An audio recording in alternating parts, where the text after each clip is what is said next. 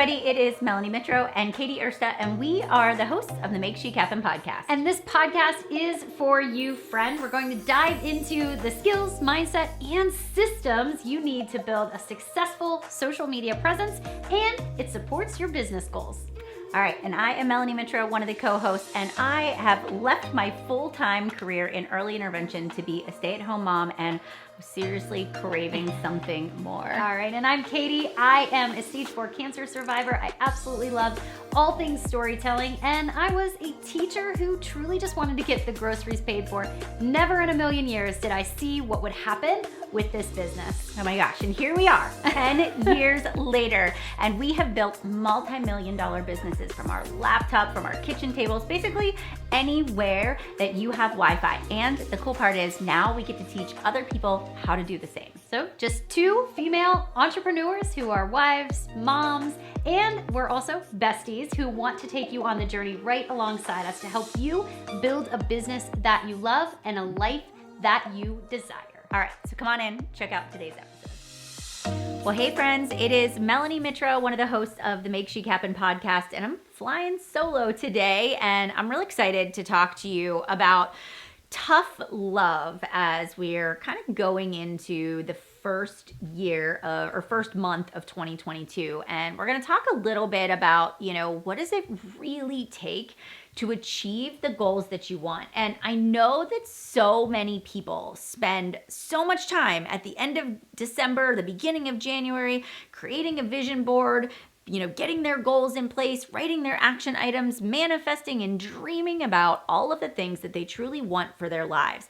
But then when push comes to shove, when, the road gets a little bit rocky, when we have to get gritty with it and get down and dirty, people start to drop like flies. And it's kind of like, January when everybody says this is the year, I'm going to lose the weight, I'm going to eat healthier, I'm going to quit that job, and then by the end of January, everybody's back to eating the food that they said they weren't going to eat or drinking the things they said they weren't going to drink. And the reason why is because change is hard, right? Change means that you actually have to confront your bad habits, your old patterns, the ways of thinking that got you into this place in the first place.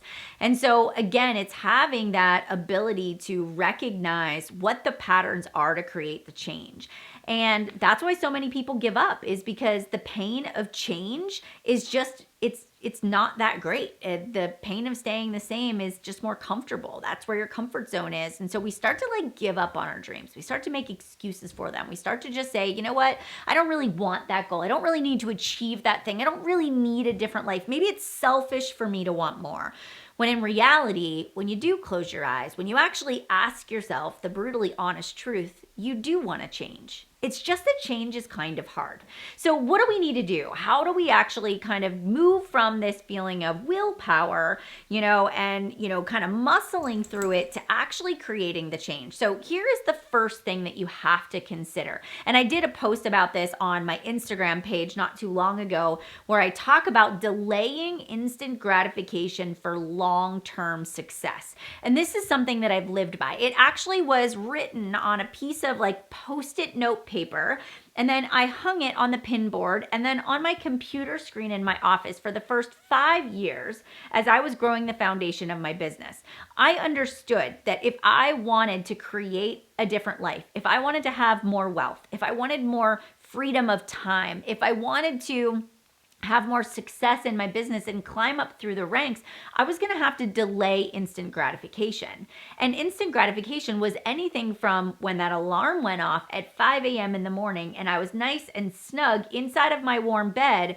I had to be willing to get up, to maybe sloth my way out of bed, and when it was dark outside, go to the kitchen, drink my pre-workout, and remind myself that my short-term sacrifice of wanting to stay in bed, I had to be willing to delay that if I wanted to have the working hours to get the job done.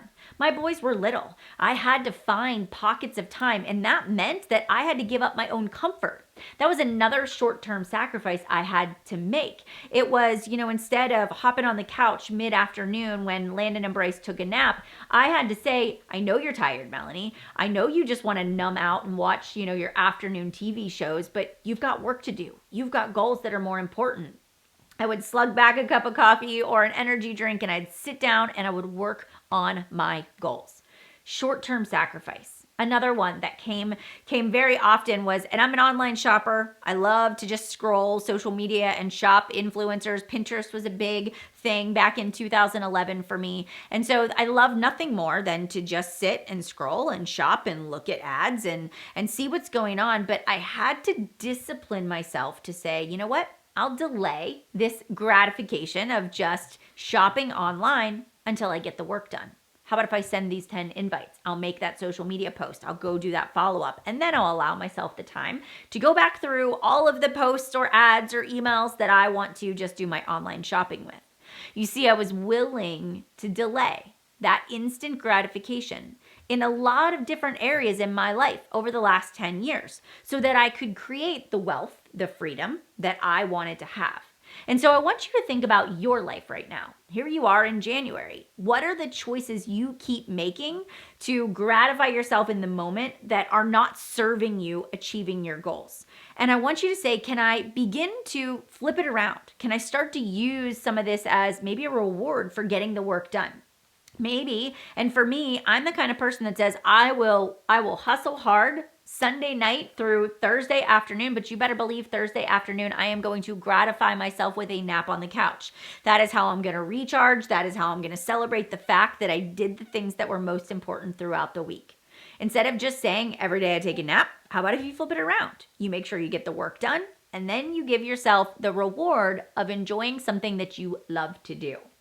Also, I had to learn to kind of say no to things. And this kind of goes along with the, instant gratification, but also with just, we're bombarded a million times a day, in a week, in a month, with people wanting our time, wanting our brain, wanting our energy, right? And that may come in the form of maybe your school that your kids go to, wanting you to volunteer for the PTA or treasurer or volunteer in the cafeteria, or maybe it's your church. They want you to volunteer or run a small group, or maybe it's your neighbor wanting you to run the neighborhood, garage sale this summer. Whatever it may be, sometimes we're confronted with requests. And we easily say, yeah, I can do that. I'm good at that. I can do that with my eyes closed.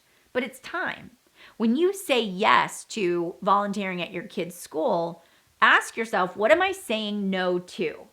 And for me, very early on, there were a lot of times where I declined certain requests, such as volunteering in my kid's school or, being on the board for basketball and helping out with all the parent activities, because I knew that saying yes to that was going to take away quality time with my kids. Quality time that was already limited because I was working my job. I was working to build my income. And it didn't mean that I had to say no to doing fun things forever. It just meant that I had to say no, not right now. Because once I was able to build the business with the income and the flexibility and more freedom, now I have more time. I have the time to say yes to other things that I really genuinely want to do. For example, this year, I'm leading a mastermind here in the Pittsburgh area for leaders. I would have never said yes to that before. But now, because of the success I've had, I now have more time freedom. So I want you to know, a lot of times we're making short-term sacrifices, but you don't have to live that way forever. Eventually, you will have more time and flexibility. The second thing is when we are growing our business and we have to think about just being disciplined in our mindset. A lot of that is as my team grew, right? So now we look at organization, not just our personal, but we look at our organization. And I recognize that in order for me to grow and scale my business to the next level, I now needed to manage my team. I now needed to manage my personal business. And I didn't just have one thing I was focusing on. I wasn't just solely focusing on creating sales, getting my personal business up and running. I now had a team of other individuals who were also trying to create sales and get their teams up and running. And there were more demands that were being placed on me. And they were coming at me from text messages to emails to messages on our chat threads. And so what I started to do initially was I felt like it was my responsibility to answer all of my team messages first because they were my priority. Their success was, I was responsible for their success. And what happened is my own personal numbers started to decline. My sales, my ability to recruit new people and get out there and network, I wasn't showing up and doing what had gotten me to the place that I was. And so I had this moment of truth where I said, okay, I need to get better at the way I manage my team and my time. I adopted this practice, and maybe this will really help you too. I started to say the first part of my day, whatever the first few hours of your day is that you show up, dedicate that to your personal business. I have my chats on silent, I have my phone on silent, and I'm working from a to-do list that is all based upon me generating new sales, new customers, customer service of existing people. I'm focused on growth and expansion. Then after I achieve my tasks, there's sort of this weight that's lifted off my shoulders. Now I'm ready to serve my team. And so then I move into that second part of my day where I'm doing one-on-ones, I'm prepping for, team calls, I'm getting agendas ready, I'm creating resources for the organization. I'm able to now serve my team, and a lot of what I'm serving them is just the things that I already did this morning, I'm sharing with them. And I communicated that to my team. So the next thing I did is I really set these healthy boundaries. And so I needed to let my team know that, hey, you aren't going to hear back from me immediately, maybe like you did before. Because as the business grows, I need to make sure that I'm showing up in a way that I'm serving you the best, but also serving my own business the best as well. And so I set this boundary where I let them know, hey, the first part of my day until about 10 a.m., I will always be working on my own personal business goals. But after 10 o'clock, you can expect to hear from me. And I let them know that I'll always respond within 12 hours. And if you need an answer immediately, you can go over to this specific Facebook group, or you can send a message to this person and they'll be able to answer the question. Just that very simple open communication, establishing boundaries allowed my team it empowered them to set boundaries also, but also I found that they just went and found the answer. No longer were they messaging me for every single thing that they needed. If I wasn't responding right away, they went into the team page to find it, or they went to Google and Googled the answer or asked somebody else. So setting boundaries also empowered my people to be independent thinkers as well. And so it's okay to set boundaries. And when it comes to boundaries, the last thing I want to say with that is even just as my team grew, I initially was spending an hour on the phone with every person that was a part of my team. We would talk about life, we would talk about kids, and then we would talk about business. But I realized that I didn't have an hour to spend with, 20 or 30 people every single week. I wouldn't have any time left to get my own work done. And so I started to be more intentional. I started to say and set that example that, hey, if we're going to set up a one-on-one call, right, here's what we're going to do. It's going to be a 30-minute call, and I'm going to send you a pre-call form. You're going to tell me before the call, what is it that you want to cover on the call today? What are some of your biggest successes and wins that you're having in your business right now? What are some of your biggest challenges, and how can I hold you accountable? They're going to fill out that pre-call form. It's going to tell them exactly their time slot and how long that time slot will be. And then when I get onto the call, I have that pre-call form. And I'm able to say, I'm so excited to talk to you over the next 30 minutes. I just want you to know I have another call at 2:30, so you have me for undivided attention for the next 30 minutes.